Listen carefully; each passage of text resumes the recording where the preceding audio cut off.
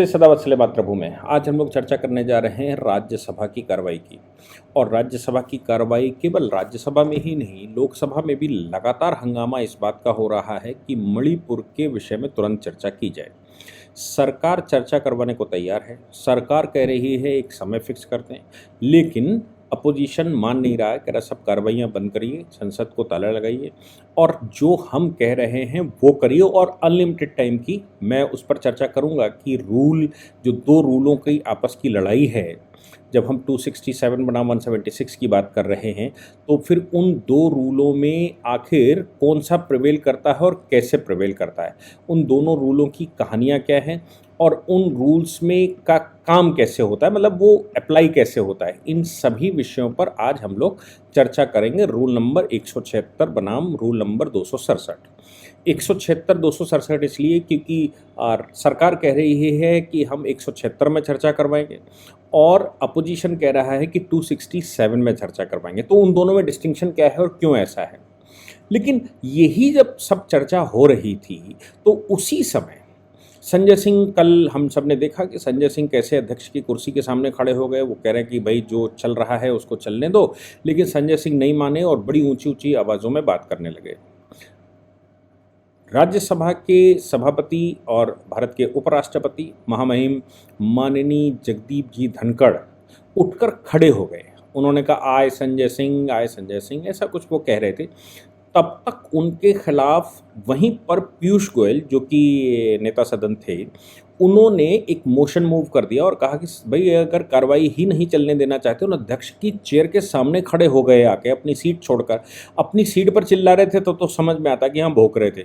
लेकिन भौंकने वाला कोई व्यक्ति अगर आकर नज़दीक आपके आ जाए और आपकी पैंट के पास आपके पास चलाए तो क्या करोगे? तो फिर तो कोई सल्यूशन नहीं बनता है। उस समय संजय सिंह के खिलाफ मोशन कर दिया गया और राज्यसभा के सभापति ने लोगों से पूछ लिया, वोटिंग करवा ली। वोटिंग में हाथ उठाकर लोगों ने कह दिया एग्रीड। कहा कितने लोग नहीं हैं, तो नहीं वालों में बहुत कम संख्या थी। कहा कितने लोग इनको बाकी समय के लिए निलंबित करना चाहते हैं, तो ज़्यादातर लोगों ने हाँ कर दिया। परिणाम ये निकला कि तुरंत उसी समय संजय सिंह को इस मानसून सत्र के लिए बहिष्कृत कर दिया गया, यानी कि उनको सस्पेंड कर दिया गया। अगला सत्र जब होगा, सर्दी विंटर सेशन, तब ये आ सकते हैं, लेकिन फिलहाल अब ये बाहर भौंके, अंदर नहीं कुछ कह पाएंगे। ठीक है बात। राघव चड्ढा, जो कि पहली बार, वो भी नए हैं, पंजाब से आए हैं। राघव चड्ढा को कुछ ज़्यादा ही, मतलब आप समझ सकते हैं कि आम आदमी पार्टी से आए हैं। तो राघव चड्ढा आज पॉइंट ऑफ ऑर्डर लेकर खड़े हो गए कि सब मैं पॉइंट ऑफ ऑर्डर लेकर आता हूँ। राज्यसभा के सभापति ने कहा कि भाई पढ़िए point of order. Point of order पढ़ना शुरू, तो उन्होंने कहा कि पॉइंट ऑफ ऑर्डर जानते भी हो होता क्या है? अरे भैया आप यंग सदस्य हैं, पुराने जो सीनियर हैं उनसे बात कर लो, पॉइंट ऑफ ऑर्डर का मतलब क्या होता है। तुम पॉइंट ऑफ ऑर्डर लेकर खड़े हो गए। होता क्या है कि जब आप पॉइंट ऑफ ऑर्डर का नाम ले लेंगे तो वैसे ही सभापति आपको सभी को, जो भी पॉइंट ऑफ ऑर्डर की बात कर देगा कार्रवाई चलते समय, उसी समय आपको समय देगा ही देगा, आपकी बात सुनेगा ही सुनेगा, क्योंकि पॉइंट ऑफ ऑर्डर बिंदु ऐसा है। लेकिन इन्होंने तो राजनीति ऐसी करनी। मैं ये भी बताऊंगा कि पॉइंट ऑफ ऑर्डर आखिर होता क्या है और सभापति ने क्या उनको बताने की कोशिश की कि पॉइंट ऑफ ऑर्डर से क्या होता है। लेकिन जो केजरीवाल की राजनीति है, वो राजनीति अपने को ये समझ में आती है कि जो राजनीतिक लोग होते हैं, मतलब नेतृत्व करने वाले लोग होते हैं, उनमें 4-5 कैटेगरीज में बांटता हूँ। पहली तो मैं कहता हूं कि कुछ लोग ऐसे होते हैं राजनीति के जो केवल लॉ एंड ऑर्डर के आधार पर चलते हैं, यानी कि लॉ रूल्स रेगुलेशंस, उनके पास अपना कुछ एक्स्ट्रा नहीं है। उनको सिर्फ जो रूल्स लिखे हुए हैं, संविधान में जो लिखा हुआ है, जो कानून में लिखा हुआ है, जो रूल्स में लिखा हुआ है, उनको ही पालन करना। एक तो इस प्रकार के नेता होते हैं। दूसरे नेता वो होते हैं, या दूसरे नेतृत्वकर्ता वो होते हैं जो करिश्माई होते हैं, जिनके अंदर करिश्मेटिक होती, लोग उनकी तरफ स्वतः आकर्षित होते हैं, उनके पीछे पीछे चलते हैं। वो नेता जहाँ से जाता है उनसे मिलने के लिए लोग आतुर रहते हैं, उनसे भेंट करने के लिए आतुर रहते हैं। तीसरे प्रकार के लोग वो होते हैं जिस पर ईश्वर की कृपा होती है, कि भगवान की कृपा है। ना ही वो लॉ एंड ऑर्डर से चलने वाले लोग हैं, ना ही वो करिश्माई लीडर हैं, लेकिन लीडर इसलिए हैं क्योंकि भगवत कृपा उनके ऊपर है, भगवान उनको कुछ ना कुछ देखना चाहते हैं। तो उनके पास ना लोग आते हैं ना जाते हैं, लेकिन वो नेता बने हुए हैं। रामविलास पासवान उनमें एक बड़ा नाम था, ऐसे बहुत, जगमोहन एक बड़ा नाम था। मतलब आप ऐसे ऐसे कई नेता आप देश में हैं जिनके पास अपना कुछ नहीं है, केवल एक लोकसभा भी जीता है तो बहुत बड़ा काम है, लेकिन साहब वो लीडर हैं क्योंकि उन पर भगवान की कृपा है।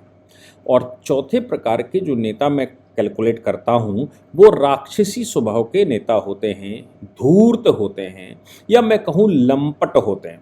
लंपटता इतनी कि कहीं भी घुसने के लिए कुछ भी बोल देंगे, और कुछ भी बोलने के बहाने सिर्फ उनको मीडिया में रहना, सिर्फ वो ऑफर दें, लोग उनसे एग्रीमेंट कर लें, लोग उनसे कुछ लाभ लेने लगे, लाभ लेने की वजह से उनको कुछ गिव एंड टेक हो जाए। केजरीवाल वैसे ही नेता है, ना ही केजरीवाल लॉ एंड ऑर्डर से चलने वाले हैं, ना ही वो करिश्माई लीडर हैं, ना ही उनका भगवत कृपा उनके ऊपर है।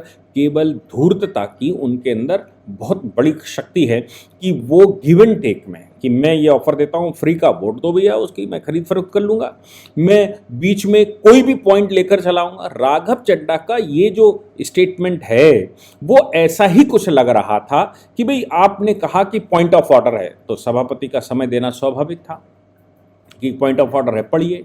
बोले पॉइंट ऑफ ऑर्डर ये है कि साहब कल, मतलब आज की चर्चा हो रही है तो वो कह रहे हैं कल जब संजय सिंह को यहां से निकाला गया, जो मोशन मूव किया गया उनके सस्पेंशन का, उस मोशन में डिवीजन नहीं हुआ।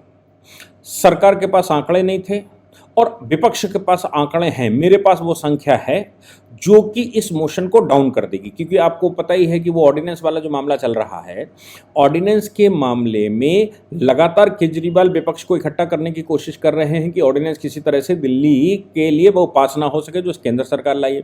उसके लिए वो राज्यसभा की कैलकुलेशनें कर रहे हैं कि भाई किस तरह से उनके सदस्य बन जाएं या कितने कितने सदस्य उनके पास आ जाएं ताकि वो वैसा हो जाए। अब इस बात को, सेम चीज को संजय सिंह के मामले में राघव चड्ढा लगाना चाहते थे। कहा तो केजरीवाल नहीं होगा, और पूरी पार्टी का सिस्टम वही है कि अगर आपको कुछ समझ में ना आए तो हो करना शुरू कर दो, और अगर रूल 176 समझ में नहीं आता, 266 समझ में आता है तो संजय सिंह आकर खड़े हो जाएं, और जब सभापति कह रहे हैं कि नहीं 176 का एक नोटिस दे दो हमको, हम उस पर चर्चा करवा लें, सरकार चर्चा करवाने को तैयार है, हम आपको समय दे देते हैं, ये चर्चा कर लीजिए। समय इमीडिएट भी दिया जा सकता है, समय शाम का भी दिया जा सकता है, लेकिन आप एक नोटिस तो करो, आप सभापति को लिख कर तो दो कि मैं चर्चा करना चाहता हूं। अब आप वहां खड़े हो गए कि हम चर्चा करवाना चाहते हैं, आप चर्चा करिए, प्रधानमंत्री स्टेटमेंट दे, प्रधानमंत्री के स्टेटमेंट के बाद कुछ आगे शुरू होगा, प्रधानमंत्री का स्टेटमेंट देना आवश्यक है, प्रधानमंत्री पहले स्टेटमेंट दें, उसके बाद चर्चा करवाइए और अनलिमिटेड टाइम के लिए चर्चा करवाइए, बाकी सारी कार्रवाइयां रोक दीजिए। आप सोचिए कि रूल 267 जिसमें ये कह रहे हैं कि चर्चा करवाओ, उसका मतलब उस रूल में ये लिखा है जब भारत में आपातकाल, मतलब उसका जो मतलब मंतव्य है वो ये है कि भारत में जब आपातकाल की स्थिति आ जाए, किसी ने युद्ध कर दिया, गृह युद्ध हो गया, कहीं बहुत बड़ा संकट देश के सामने आ गया है, तो ऐसी परिस्थिति में फिर संसद में जो कार्रवाई चल रही हो, वो रूल्स जो प्रोसीजर चल रहा हो, उस पूरे प्रोसीजर को रोककर सिर्फ उस विषय पर चर्चा होनी चाहिए जिसमें विदेश ने हमला कर दिया है, देश के बॉर्डर सुरक्षित नहीं है, देश में कोई ऐसा भूचाल आ गया है जिसकी वजह से पूरा देश त्रहिमाम कर रहा है। मतलब कुल मिलाकर इमरजेंसी जैसी सिचुएशन हो, उस इमरजेंसी की सिचुएशन में आप 267 की चर्चा करवाते हैं। ये 267 है, तो भारत में ऐसी कोई इमरजेंसी तो नहीं आई हुई है, भारत में किसी देश ने हमला भी नहीं कर दिया, भारत में कोई पूरे देश में गृह युद्ध भी नहीं चल रहा है, दो कम्युनिटीज़ का झगड़ा चल रहा है। मणिपुर का जो मामला है वो दो कम्युनिटी का झगड़ा है, और उन दो कम्युनिटी के झगड़े में भी मैती समाज जो कि हिंदुइज्म को फॉलो करता है उसको लोग मार रहे थे। कौन? कुकी मार रहे थे जो म्यांमार से आए हुए हैं, जिनको म्यांमार से अंग्रेजों ने पहले बसाया था। लगातार वहां से म्यांमार में जैसे जैसे कार्रवाई हो रही है या थाईलैंड में कार्रवाई हो रही है, वहां से आके यहाँ पर बस रहे हैं। मिजोरम में भी यही हाल है और मणिपुर में भी यही हाल है। वो लोग जब मार रहे थे, प्रदर्शन कर रहे थे, उन्होंने, चूंकि अंग्रेजों के पिट्ठू थे इसलिए उन्होंने ज्यादातर संसाधन अपने कब्जे में रखे हुए थे। मैती समाज को वो जनजाति नहीं मानते। हाई कोर्ट ने ऑर्डर कर दिया कि मैथी को जनजाति मान लीजिए। जनजाति मैथी को मान लिया, मतलब कि कुकी को लगा कि हमारे प्रिविलेज को इन्होंने कैसे, हाई कोर्ट ने ऑर्डर कर दिया, उन्होंने आगजनी शुरू कर दी, लोगों को मारना शुरू कर दिया, नंगा करके मारना शुरू कर दिया, कपड़े उतार के मारना शुरू कर दिया, महिलाओं के साथ बदतमीजी शुरू कर दी, सब काम किए उन्होंने। संसार भर में किसी को दिक्कत नहीं थी। मैती समाज ने बाद में क्या हुआ कि जब उन्होंने देखा कि सरकार वहां रोक रही है, फिर भी कुकी मान नहीं रहा है और गुरिल्ला युद्ध कर रहा है, कहीं से पत्थर मार रहा है, कुछ भी कर जाता है, महिलाओं को उठा ले जाता है, तो फिर ऐसी परिस्थिति में मैती समाज इकट्ठा हो गया। मैती समाज ने रिटेलिएट करना शुरू किया। हिंदू तो हम आप जानते ही हैं कि हिंदू का अटैकअप तो होता ही नहीं है, वो तो डिफेंसिव होता है। डिफेंस करने के बाद जब एक सिचुएशन क्रिटिकल पहुंच जाती है और उसको लगता है कि नहीं अब हम बच ही नहीं सकते, तब वो अटैक करता है। तो मैती समाज ने वहां आगे बढ़कर शुरू कर दिया कि भाई कुकी ऐसे नहीं मानेगा। वो घटना जब सामने आई तो उसके बाद पूरे विश्व को यूरोपियन यूनियन ने रेजोल्यूशन पास कर दिया, क्योंकि कुकी जो ईसाईयत फॉलो करता है उसका मामला था। फिर हमारे देश में भी कांग्रेस पार्टी, आप जानते हैं कि कांग्रेस पार्टी में कौन चला रहा है, वो कौन सी प्रजाति से आते हैं, वो मैडम कौन से देश से आती हैं और कौन सी प्रजाति की हैं, वो सबको बहुत कष्ट हो गया। और वो कष्ट इतना हो गया कि साहब माइनॉरिटी को मार दिया, और अब उस पर तुरंत तत्काल चर्चा होनी चाहिए। हालांकि इस समय हम सब देख रहे हैं कि कुकी समाज वहाँ पर, कुकी के जो महिलाएं हैं वो धरने प्रदर्शन पर बैठ गई हैं। मैती उस पर हमला नहीं कर रहा है, इसका मतलब ये हो गया कि वहाँ अब स्थिति नॉर्मल हो चुकी है लगभग। फिर भी आपस में कम्युनिटी का झगड़ा लंबा चलता है, तो ऐसा नहीं है कि एकदम शांत होकर बैठ जाएंगे, कुछ ना कुछ तो होता ही है। और राज्य सरकार वहाँ पर काम कर रही है। होम मिनिस्टर वहाँ पर 4 दिन का कैंप डालकर आए हैं और लगातार केंद्र वहाँ ऑब्जर्वेशन किए हुए है। अब ऐसी सिचुएशन में कोई इमरजेंसी भारत में नहीं लगता कि आ गई, लेकिन अब इनको सबको कष्ट है और चर्चा प्रधानमंत्री को स्टेटमेंट से शुरू करनी चाहिए और अनलिमिटेड टाइम के लिए कर देनी चाहिए, जैसे भारत में कोई इमरजेंसी आ गई है, भारत में किसी ने एटम बम डाल दिया, एटम बम डालने के लिए तैयारी कर रहा है, ये इनको चाहिए। 267 में ऐसी परिस्थिति जहां पर एकदम इमरजेंसी की आवश्यकता हो, वहां पर बाकी सारी की प्रोसीजर रोककर चर्चा करवाई जाती है। जबकि रूल 176 की जो चर्चा है, उस चर्चा की खास बात है सभापति को आपको आवेदन करना पड़ता है, कोई भी मेंबर उनको आवेदन कर दे और कहे कि ये विषय जो है इस पर हम चर्चा करना चाहते हैं, उस पर 2 अन्य सदस्य उसको कहीं से बैकअप करें, और ऐसे 3 सदस्यों के सिग्नेचर के बाद सभापति तुरंत भी चर्चा करवाने के लिए एग्री हो जाते हैं। और सभापति समय भी फिक्स कर सकते हैं, क्योंकि प्रधानमंत्री और सरकार कामों में व्यस्त रहती है, तो वो सब किस समय इकट्ठे हो पाएंगे, वो अपोजिशन से, वो सरकार से चर्चा करनी पड़ती। तो ये संभव है कि अपने सुबह नोटिस दिया तो शाम को चर्चा के लिए वो कह दें, या कल के लिए कह दें, या परसों के लिए कह दें, और ये भी संभव है कि अगर संभव हो सका तो अभी शुरू कर दें। लेकिन वो चर्चा जो है उसका एक पार्टिकुलर फर्स्ट अटेम्प्ट में वो 2.5 घंटे की चर्चा होती है, यानी कि 2.5 घंटा पहले अलॉट कर दिया जाएगा, आप अपनी बात कर लीजिए, और उसके बाद संबंधित मंत्री उस पर अपने रिप्लाई दे देगा। संबंधित मंत्री का मतलब है ये मिनिस्ट्री ऑफ होम अफेयर्स का मामला पड़ता है, तो अमित शाह जी उस पर रिप्लाई देंगे। अमित शाह जी के रिप्लाई से लोग घबराते बहुत हैं, क्योंकि अमित शाह जी जब कहते हैं ना कि मैं अपनी जान दे दूंगा लेकिन जम्मू कश्मीर में ये नहीं होने दूंगा, मैं देश को बर्बाद नहीं होने दूंगा, तो फिर अमित शाह जी से लोग घबराते हैं। अमित शाह जी होम मिनिस्टर हैं, अमित शाह जी सीधी फास्ट फॉरवर्ड बात करते हैं, इसलिए अमित शाह जी से वो चर्चा करना नहीं चाहते, वो अमित शाह जी को सुनना भी नहीं चाहते, अमित शाह जी के साथ बहस भी नहीं करना चाहते, क्योंकि होम मिनिस्टर, और जबकि हकीकत यह है कि वो होम अफेयर्स का मामला है, होम मिनिस्टर ही उस पर स्टेटमेंट देगा, होम मिनिस्टर ही उसको कंफर्म कर रहा होगा, को कोऑर्डिनेट कर रहा होगा, लेकिन उनको प्रधानमंत्री जी चाहिए, क्योंकि उनको मालूम है कि प्रधानमंत्री जी बीच में नहीं बोलेंगे और प्रधानमंत्री जी अपनी बात शालीनता से कहने के बाद शांत हो जाएंगे। लेकिन अमित भाई तो ऐसा नहीं कर सकते। अमित शाह जी तो हम सब जानते ही हैं कि वो किस प्रकार से सामने चढ़ाई करते हैं, तो इनको वो चर्चा, इनको डर लगता है कि 176 की अगर चर्चा हो गई तो अमित शाह जी सामने आ जाएंगे, अमित शाह जी अगर चर्चा करने शुरू कर दिए तो इनकी चर्चा की हवा निकल जाएगी, और अगर 2.5 घंटे में चर्चा पूर्ण नहीं होती है तो फिर सभापति के पास डिस्क्रिप्शन है, वो समय और बढ़ा सकते हैं, आप दोबारा दूसरे वो कर दीजिए, कर सकते हैं, लेकिन पहले प्रेमा फसाई 2.5 घंटे की चर्चा का समय दिया जाता है, वो शॉर्ट टाइम डिस्कशन कहा जाता है, सभापति उसको तय करते हैं। अब मुझे बताइए कि रूल 176 में चर्चा करने में क्या समस्या है? आप चर्चा शुरू करिए, 2.5 घंटे की चर्चा कर लीजिए, जरूरत पड़ेगी तो और बढ़ाया जाएगा, और होम मिनिस्टर उस पर स्टेटमेंट देंगे। लेकिन साहब इनको इमरजेंसी वाली चर्चा करवानी है कि देश में इमरजेंसी आ गई, रूल 267 में बाकी के जितने विधेयक आप लेकर आए हैं, जितने कानून लेकर आए हैं, उनको कहीं ना कहीं ठंडे बस्ते में रख दीजिए। अब अगर वो ठंडे बस्ते में रख दिया गया तो आप समझते हैं कि फिर ये मानसून सत्र का मतलब ही खत्म हो जाए, क्योंकि संसद तो कानून बनाने के लिए बनी है, कानून बनाना उसका पहला कर्तव्य बनता है। खैर, ये इसलिए संजय सिंह 267 पर लगे हुए थे। महामहिम ने, मतलब राज्यपाल जी ने उनको, राज्यपाल कह रहे हैं, उपराष्ट्रपति जी ने उनको सस्पेंड कर दिया बाकी पीरियड के लिए कि भैया अगर आप सांसद बन के आए, पढ़े लिखे इंसान हो, आप सिस्टम से आइए ना, आप रूल से आइए ना।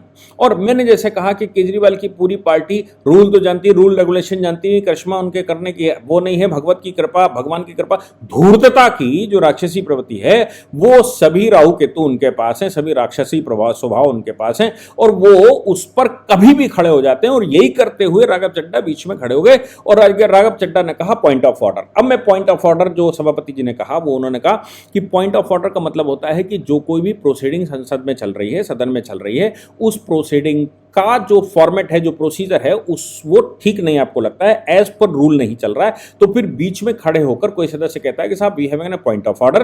पॉइंट ऑफ ऑर्डर मतलब जो तरीका है वो ठीक नहीं है। अब वो उस रूल को पढ़कर सुनाता है, कहता है ये रूल है, इस रूल के तहत जो इस समय चर्चा चल रही है, इस चर्चा में ये नहीं बोला जाना चाहिए, ये नहीं बोला जा सकता, ये नहीं कहा जा सकता, या ये मोशन नहीं लाया जा सकता, या कुछ भी जो भी। तो उस समय की प्रिवेलिंग सिचुएशन पर पॉइंट ऑफ ऑर्डर आता है, कोई सदस्य उस पर ऑब्जेक्शन लगाता है, सभापति उस पॉइंट ऑफ ऑर्डर को पढ़ते हैं, या इधर दे विल एक्सेप्ट इट, वो कहेंगे नहीं बात ठीक है, पॉइंट ऑफ ऑर्डर ठीक है इनका, आप ऐसा नहीं कह सकते जो कह रहे हैं, आप ऐसे प्रोसीडिंग नहीं कर सकते जो सदस्य कर रहे होंगे।